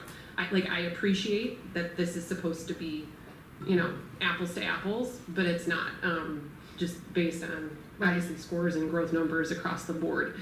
If we invest more time in our teachers having reflective practices, to be better able to, or just to be able to better evaluate their own teaching methodology, or to see what somebody else is doing, or to have that evaluation from people who are veterans in the industry. I mean, I personally I'm fine with this. I think that it's probably a better investment in time that will show different outcomes, so. Anyone else? So I agree with I think, thank you for outlining that. I think that's a very pragmatic approach to reviewing the whole process, and I think, is probably a case of some well-meaning legislators trying to legislate in results. And I like the idea of taking a step back. That being said, this is kind of being presented as a pause, so I'm understanding from that based on this year's work, this will get rewritten or amended, if we will, for next year. So would we expect to see a revised plan come before the board as to how evaluations will be completed next year? Yeah, I think that using the word pause is very deliberate, because we don't want to just automatically say like, oh, this is going away and never come back, because we knew that we wanted to have a deeper conversation on what student growth should or could look like in the district, because it could look a number of different ways. And so so we were very purposeful in using that word, as it may come back. It may come back looking different, or we may decide that, okay, this component isn't needed because we are shifting the focus more into the classroom or the Danielson framework. Okay, so I'm seeing this is listed as an action item. Okay, I'm a little, so the pause does, and I guess I couldn't find where the action language was written, but if, with the assumption next year that we will re-approve this, or you'll represent and approve it, if we don't, does it go back to where it was? The motion will just be to pause it for the 25-26 Okay, year. Yeah. okay, then I fully support Right, that. so any changes or deviations from the existing evaluation plan need to be agreed upon by Okay. both parties. But if it's not, it would revert back to what it is now. Correct. And also, just for anyone who may watch on YouTube or anything, we do evaluate student growth and track it as a district. That's part of district goals, that's part of Dr. Megley's goals. So it's not like we're ignoring student growth. I just want that, I think it's very important for people to know that it may not be part of the teacher evaluation process today, but it is part of, your evaluation. Oh, yeah. And it's part of district goals when all of our principals come and present to us. So I just want to make sure that's reiterated. And I'm reading this as if there is a bureaucratic process that the governor has allowed us to not have to go through. So using that valuable time, we're going to reevaluate that process, but the goal is kind of the same, stated or unstated. Yeah, we measure student growth in a lot of different ways. Yeah. This specific component put on teacher evaluations is the only piece that we would be pausing. We will still be looking at student growth, just not using the SLO specific model. Okay, so I'm a little confused. So this is to pause the student growth in the teacher evaluation plan? Correct, the SLO model, Okay. which is what we use. And then the next topic, you provide a new evaluation plan. But nowhere in here did it say that there's no student growth. That's the revised. Yeah, but So we're so pulling that how out. do I know, looking at this, that you took out the student growth? Do you want the old copy? Yeah, I guess, Okay. so that I Okay. know what you changed. Yes, okay. I didn't realize we were going to vote on pausing the student growth, which means then that next year, you reconvene this whole committee again, all these people on this page here, and you put the student growth back in. Well, we meet throughout the course of the year, so we will be meeting several times throughout the year to review all of the pieces in that plan, Okay. I guess. including student growth. And you would need that component to put in the new contract, correct? Totally. I mean, In our It kind contract, of it lines up does that you have a new reference, client, new contract, and we're doing strategic planning, so they could maybe. the contract is general in that it references the certified evaluation plan. The plan itself is not in there, but it does say if we make changes to the plan. So if the plan changes beyond this, or if we don't adopt it simultaneously with the new contract, we would then both go through this process again. Maybe it would be best to put somewhere in here, purpose and belief. The purpose of, this is a revamped one for 1 year. That this should state that it's for 1 year. Okay. Okay. There, okay.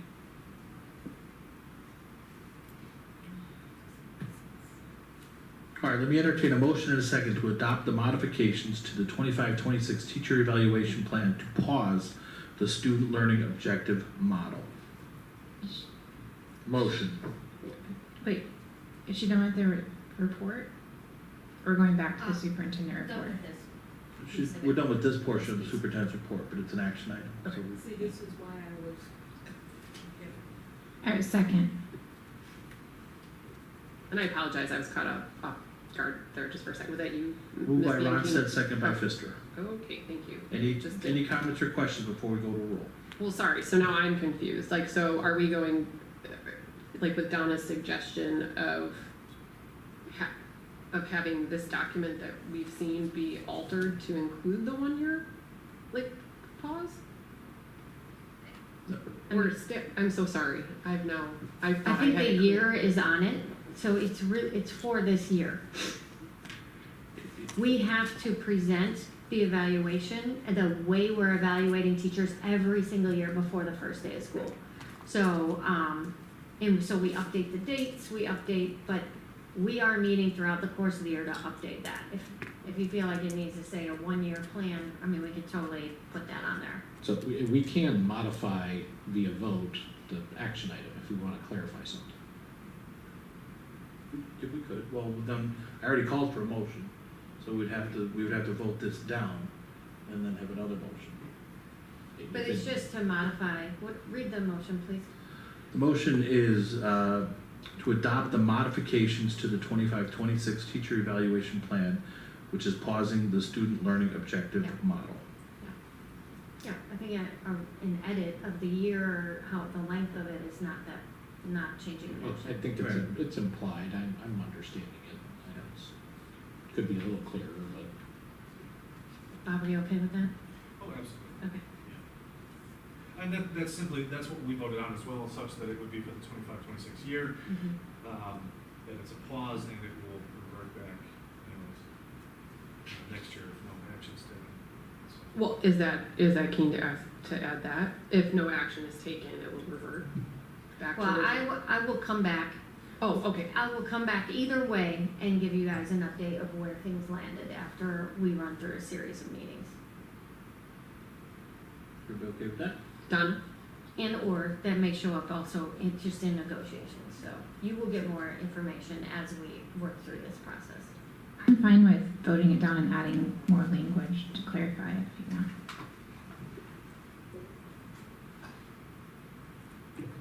Are we running out of time for Okay. that? Don't we have to give them their No, we evaluation can do it criteria? right No, we could do another No, motion. we mean like right now. Oh, just rewrite it. Yes. Yeah, That's we fine. would vote Yes. no now on what we just motioned, and then Bill would modify the amendment, or the action motion, call for a motion in a What second. would the motion for be? Well, see, that's what I'm asking. I mean, I'm trying to see if there's a point, like if that just at the end of that sentence, it's, or we can just call motion, and if someone's not comfortable with it, they can say no.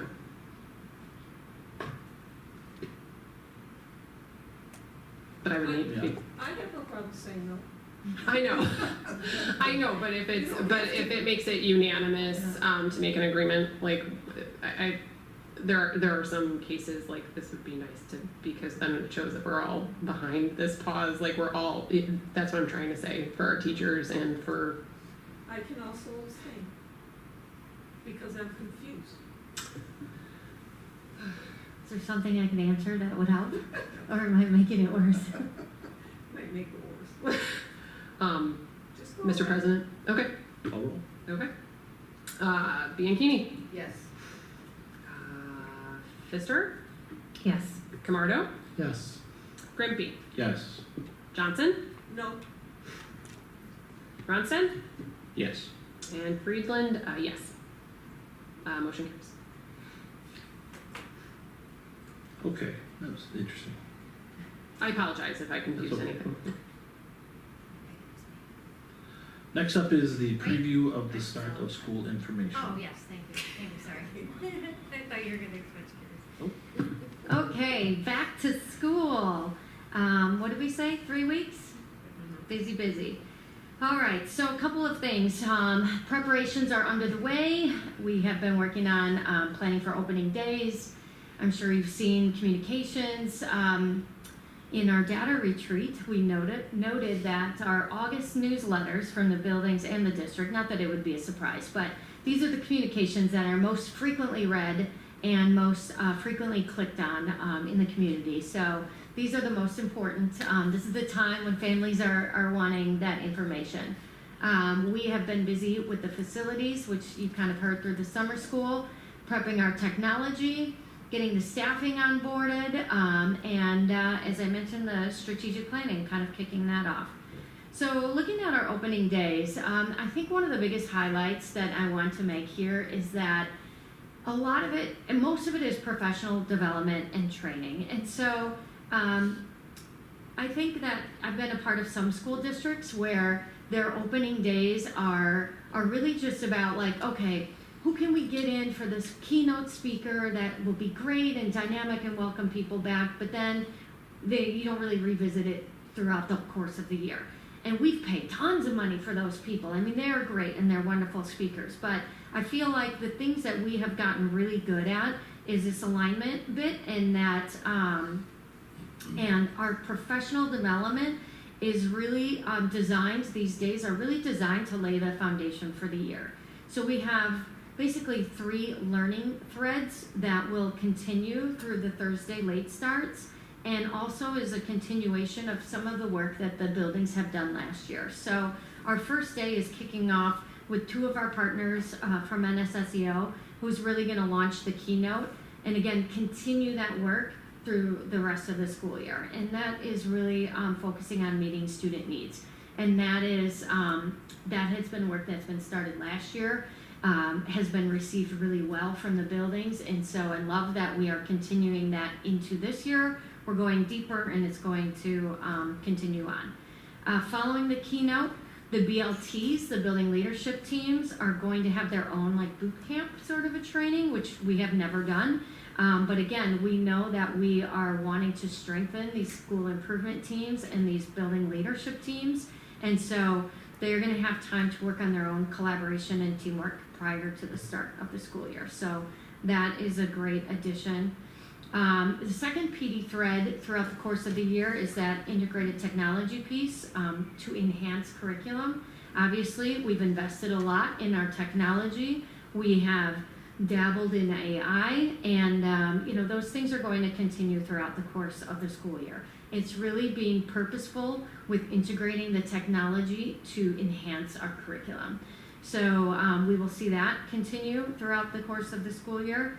And then the third thread is really that school improvement planning, and that's where these days also come into play, where the principals will be kicking off their work for the year, their building level work, and working with their staff on kind of laying that foundation for the school year. So it's 3 quick days. It's a lot for the staff, but it really does align and lay the foundation for our work to come. So this is I would say this is some of the most important work we do in kicking off the school year on the right note.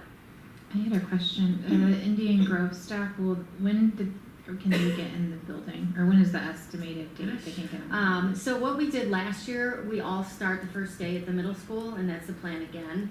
I believe last year Euclid staff was able to get in on Wednesday or Thursday after their in-service day, because then on the second day they were doing some department work at other buildings. So they were able to get in on Thursday.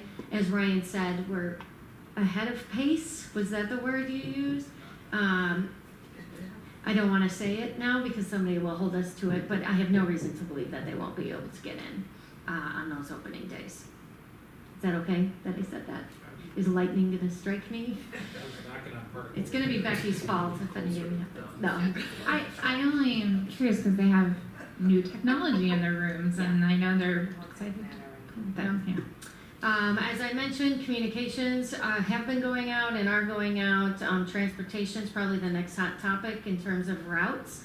We have, if you did not see yet, we have reshaped our bus pass system. And so it used to be paper passes that would go home in the mail and get tagged on backpacks, but now students will have IDs that are also their bus pass. It's like a significant ID, your own school ID. And so they will be able to use that ID to scan in on the bus. And so that will help in terms of attendance, knowing who's on the bus. The drivers are now using tablets. I probably shared that at the end of the year, they were piloting that. So they will be able to run more efficient routes. Their tablet will tell them exactly where to go, who is supposed to get off, and for activity routes that include lots of different kids, them scanning in will tell the administration who's on that bus for the activity route, but then design an activity route that meets the needs of the kids on the bus. So we're excited about that technology, hopeful that it is a tool that helps our drivers and helps our bus system just run more efficiently, especially as school starts out. For the middle school kids, we're hoping that they can also use these IDs for their library checkout, for their lunch purchasing and things like that. So we are stepping it up with technology. Right. Now my girls are just going to go get lunch whenever they feel like it. Yeah. Kids will be lost by Thursday. I have open house dates in the newsletter. We've kind of hit those a couple of times. They're also in your Friday weekly update. Facilities and technology, a couple things I would like to highlight there. You did hear about the summer school options, right? So varied in Prairie Trails.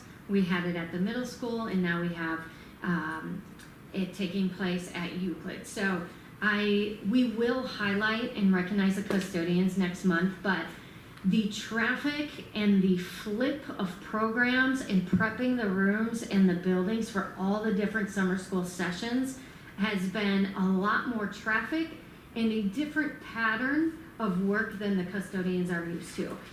They're used to having the building clear and being able to run through their classrooms and updates and floors and all sorts of things. And so that has been disrupted quite a bit. So they've definitely had a very busy summer. I also want to add that the middle school has had rooms get updated with paint, with clear touch panels. There's a whole cafeteria full of furniture that is also moving in. If you didn't come in that way, take a peek. There's a lot of new furniture. And Euclid is currently housing camp, like I said, but they also house a 5-week summer school rental from the Kyrgyz Community Center. And so they rented for 5 weeks. And again, traffic in all of our buildings and the custodians having to be present, having to flip those rooms and the equipment and just be on call more so than they would in any other summer. So it has been super busy in our facilities. I mentioned technology a little bit, but bringing that back, we've also added clear touches at Prairie Trails.